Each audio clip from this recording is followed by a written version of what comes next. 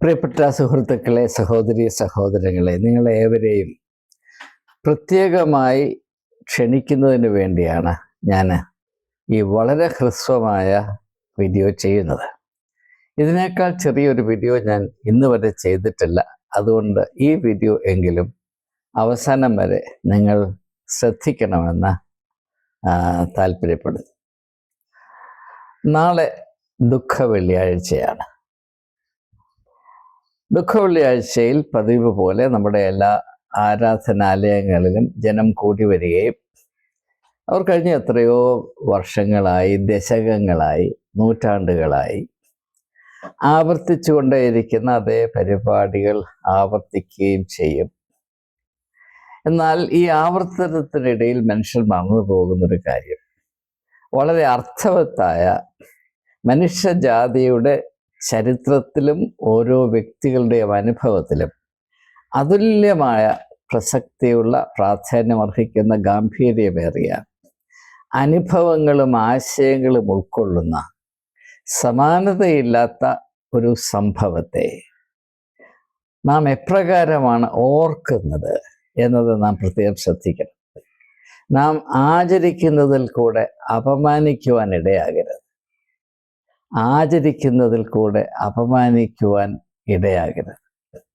യേശുവിൻ്റെ ക്രൂശാരോഹണത്തെയും കഷ്ടപ്പാടിനെയും ഓർക്കുന്ന ദിവസം, അതിൻ്റെ അർത്ഥം എന്താണ്, എന്ത് ലക്ഷ്യത്തോടുകൂടെ യേശു ഇപ്രകാരമുള്ള ഒരവസ്ഥയിൽ ആയിത്തീരുവാൻ സ്വയത്തെ സമർപ്പിച്ചു, എന്തുകൊണ്ട് ഇപ്രകാരം മാത്രമേ മനുഷ്യജാതിയുടെ നന്മയ്ക്ക് വേണ്ടി ദൈവത്തിന് ഇടപെടുവാൻ സാധിക്കുന്നുള്ളൂ, ഇതുകൊണ്ട് നാം ഇന്നെന്താണ് മനസ്സിലാക്കേണ്ടത്, മനുഷ്യൻ്റെ ഇഹലോക അവസ്ഥയുമായുള്ള യഥാർത്ഥത്തിലുള്ള ബന്ധം, അതായത് യേശുവിൻ്റെ ഈ കഷ്ടാനുഭവങ്ങൾക്കുള്ള ബന്ധം എന്താണ്, ഇങ്ങനെയുള്ള കാര്യങ്ങൾ 100% മറച്ചു വെച്ചുകൊണ്ടാണ്, അല്ലെങ്കിൽ മാറ്റി നിർത്തിക്കൊണ്ടാണ് നമ്മുടെ ദുഃഖ വെള്ളിയാഴ്ചത്തെ പരമ്പരാഗതമായ ആചാര ആവർത്തനങ്ങൾ നടന്നു പോകുന്നത്, അല്ലെങ്കിൽ നിലനിർത്തിക്കൊണ്ടു പോകുന്നത് എന്നത് ഞാൻ പറയാതെ തന്നെ നിങ്ങൾക്കറിയാം.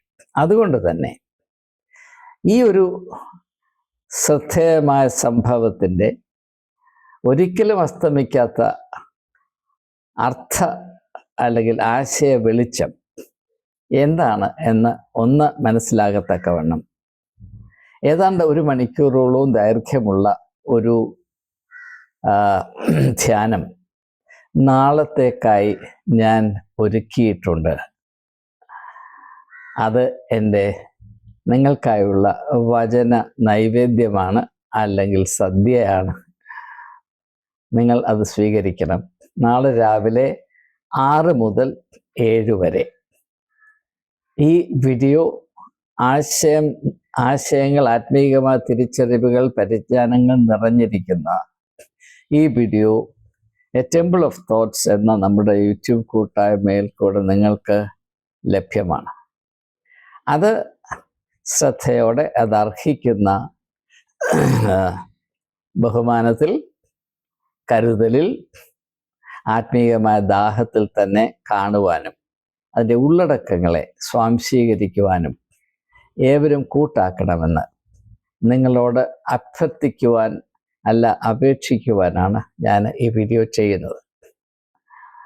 അതുകൊണ്ട് ദയവായി നാളെ രാവിലെ 6 മുതൽ 7 വരെ സമയം കണ്ടെത്തി ഈ ഒരു സംരംഭത്തിൽ എന്നോട് നിങ്ങൾ സഹകരിക്കണമെന്ന് ഒരിക്കൽ കൂടെ സസ്നേഹം അഭ്യർത്ഥിച്ചുകൊണ്ട്, നാളിതുവരെയും ഈ തീർത്ഥയാത്രയിൽ സഹയാത്രികരായി നിങ്ങൾ എനിക്ക് കൈത്താങ്ങലായി നിലയുറപ്പിച്ചതിനോടുള്ള എൻ്റെ ഏറ്റവും ആഴമേറിയ നന്ദിയും അതിരറ്റ സ്നേഹവും അറിയിച്ചുകൊണ്ട് വാക്കുകൾ ഉപസംഹരിക്കുന്നു. മറക്കരുത്, നാളെ ദുഃഖ വെള്ളിയാഴ്ച രാവിലെ 6 മണിക്ക് ആരംഭിക്കുന്ന പ്രത്യേകമായ ദുഃഖ വെള്ളിയാഴ്ച ധ്യാനം ഏതാണ്ട് 7 മണിയോടുകൂടെ അവസാനിക്കുന്നതാണ്. 1 മണിക്കൂർ കണ്ടെത്തി നിങ്ങൾ ഈ ഒരു ശുശ്രൂഷയിൽ പങ്കെടുക്കണം.